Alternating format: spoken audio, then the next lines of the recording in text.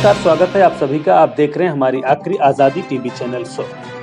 कल दिनांक 23 मार्च दिन मंगलवार को प्रेस क्लब सुल्तानपुर सभागार में गरम दल के नेता शहीद आजम भगत सिंह मेमोरियल कमेटी सुल्तानपुर द्वारा मनाया गया शहादत दिवस, जिस मौके पर महामंत्री व हिंदी साप्ताहिक समाचार पत्र हमारी आखिरी आज़ादी के संपादक आदरणीय R.A. कोविद साहब, वरिष्ठ पत्रकार जगन्नाथ वर्मा, समिति के अध्यक्ष और R.S. यादव, वरिष्ठ पत्रकार अफजल अब्दुल्ला, एडवोकेट दिनेश कुमार यादव, एडवोकेट जिनको राम विश्वकर्मा, एडवोकेट राम खिलावन तथा साथ में सैकड़ों कार्यकर्ता रहे मौजूद।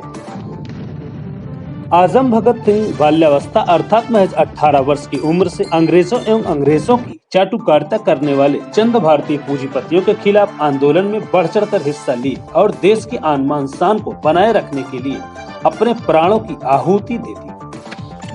सरदार भगत सिंह का जन्म 27 सितंबर 1907 को लायलपुर जिले के बंगा में हुआ था, जो इस समय पाकिस्तान में है। इनका पैतृक निवास पंजाब में है। इनके पिता का नाम किशन सिंह और माता का नाम विद्यावती था। 13 अप्रैल 1919 को जलियांवाला बाग हत्याकांड ने भगत सिंह के बाल मन पर गहरा प्रभाव डाला। देश की सरकार भगत सिंह को शहीद नहीं मानती, जबकि आजादी के लिए अपनी जान न्यौछावर करने वालों में से एक थे भगत सिंह। हर भारतवासी के दिल में बसते हैं भगत सिंह। उस समय सरदार भगत सिंह के चाचा अजीत सिंह और खान सिंह भारत की आजादी में अपना सहयोग दे रहे थे। भगत सिंह पर इन दोनों का गहरा प्रभाव पड़ा, इसलिए बचपन से ही अंग्रेजों से घृणा करते थे। 13 अप्रैल 1919 को जलियांवाला बाग हत्याकांड ने भगत सिंह के बालमन पर काफी प्रभाव डाला। 14 वर्ष की आयु में ही भगत सिंह ने सरकारी स्कूलों की पुस्तकें और कपड़े भी जला दिए। भगत सिंह पहले महात्मा गांधी द्वारा चलाए जा रहे आंदोलन और भारतीय नेशनल कॉन्फ्रेंस के सदस्य भी थे। 1921 में जब चौरी चौरा कांड के बाद गांधी जी किसानों का साथ नहीं दिया, तो भगत सिंह पर उसका बड़ा गहरा प्रभाव पड़ा। इसके बाद सरदार भगत सिंह चंद्रशेखर आजाद की अगुवाई में गदर दल का हिस्सा बन गए। भगत सिंह और चंद्रशेखर आजाद मिलकर अंग्रेजों के खिलाफ आंदोलन शुरू कर दिया। 9 अगस्त 1925 को शाहजहांपुर से लखनऊ के लिए चली 8 नवंबर डाउन पैसेंजर से काकोरी नामक छोटे से स्टेशन पर सरकारी खजाने को भी लूट लिया। ये घटना काकोरी कांड नाम से इतिहास में भी प्रसिद्ध है। भगत सिंह ने राजगुरु के साथ मिलकर 17 दिसंबर 1928 को लाहौर में सहायक पुलिस अधीक्षक अंग्रेज अफसर JP सैंडर्स को मारा भी था। इसमें चंद्रशेखर आजाद ने उनकी पूरी सहायता भी की थी। भगत सिंह क्रांतिकारी देशभक्ति ही नहीं बल्कि एक अध्ययनशील विचारक भी थे, चिंतक भी थे, लेखक, कलम के धनी, दार्शनिक चिंतक, लेखक, पत्रकार और महान मनुष्य भी थे। उन्होंने अकाली और कीर्ति 2 अखबारों का संपादन भी किया। जेल में भगत सिंह करीब 2 साल रहे। इस दौरान लेख लिखकर क्रांतिकारी विचार व्यक्त करते रहे। उनका लेख आज भी विचारों के दर्पण है। सरदार भगत का लेख पूंजीपतियों को कई तरह से अपना शत्रु बताया है। उन्होंने लिखा है कि मजदूरों का शोषण करने वाला, चाहे वह भारतीय हो या हो अपने घर का, वह उनको अपना शत्रु मानते थे। उन्होंने अंग्रेजों में भी एक लेख लिखा था जिसका शीर्षक था, मैं नास्तिक क्यों। जेल में भगत सिंह व उनके साथियों ने 64 दिनों तक भूख हड़ताल भी की। भूख हड़ताल के दौरान एक साथी यतीन्द्र नाथ दास ने अपना प्राण भी त्याग दिया था। 23 मार्च 1931 को भगत सिंह तथा उनके 2 साथियों सुखदेव व राजगुरु को फांसी भी दी गई। और हिंदू बना रहेगा। हम इस देश के मूल निवासी हैं, हम इस देश के रहने वाले हैं जी। हम मूल निवासी होने के देश के हम बुद्धिस्ट विचारधारा के लोग हैं। बौद्धिस्ट हमारी विचारधारा है, क्योंकि भारत देश जो है वह बौद्ध प्रदेश है और बुद्ध के नाते से ही हमारा विश्व गुरु कहा जाता है। इसलिए इस देश में जाति और धर्म जब तक समाप्त नहीं होगा तब तक इंसानियत, मानवता नहीं आएगी।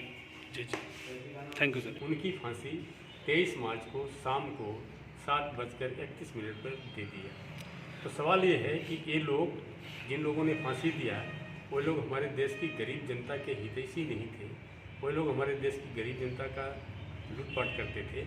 और हमारे देश में भी जिन लोगों को सत्ता में बैठने का मौका मिला, वो चंद मुट्ठी भर पूंजीपति लोग थे, जिन्होंने गांधी जी के सिद्धांत, वर्ग सहयोग के सिद्धांत को अपना कर चलने का प्रयास किया और कहा कि पूंजीपति लोग दिल से जनता की मदद करेंगे और गरीब लोग उनकी मदद से यहाँ खुशहाल हैं। सर जी, जैसे आज के समय में युवा वर्ग जो है सही चीज़ को सही बताने के लिए तैयार नहीं होता। और सरदार भगत सिंह की हिस्ट्री हमने पढ़ा है, वो 23 साल में क्रांतिकारी बन गए। कारण क्या था, क्या उद्देश्य थे उनके, या कहाँ से कैसे क्या प्रेरणा स्रोत बने कि वो क्रांतिकारी बन गए? देखिए, आप जानते हैं पढ़ाई एक ऐसी चीज़ है, अध्ययन एक ऐसा चीज़ है जो आदमी को तमाम ज्ञान से लैस करता है। लेकिन अगर उसका वातावरण अच्छा न हो, परिवार का, समाज का, तो वो पढ़ाई लिखाई उसके किसी भी मतलब की नहीं होती है।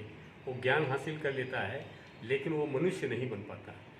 सरदार भगत सिंह का जो परिवार था, उनके दादा, उनके चाचा, उनके पिताजी, सभी लोग क्रांति के काम में थे और तमाम क्रांतिकारी लोग उनके घर आया जाया करते थे। बचपन से ही उन क्रांतिकारियों के संपर्क में थे और उन्हीं क्रांतिकारियों के संपर्क में रहते हुए भगत सिंह भी क्रांतिकारी बनने का मौका पाए। जी जी। और वो क्रांतिकारी बन गए। सर, आज हमारे देश के नौजवानों को वो माहौल नहीं मिल रहा है जी, वो दिशा नहीं मिल रही है जिससे वो क्रांतिकारी बन सके। सर कहा जाता है कि गांधी जी चाहे होते तो सरदार भगत सिंह को फांसी ना हुई होती, क्या इस पे कुछ कहेंगे? जी, गांधी जी चाहे होते तो नहीं मिलती उनको फांसी जी लेकिन गांधी जी चाहते नहीं। जी क्योंकि जिस तरह से बाज को दिल बदलने के सवाल पर वो बदल नहीं सकता, वो तीर्ण नहीं खा सकता। क्या बात करते हैं सर, एक तरफ पूरे देश के लोग उनको महात्मा गांधी कहते हैं और गांधी कहने से हम भी जी कह और सकते हैं राष्ट्रपिता कहते हैं।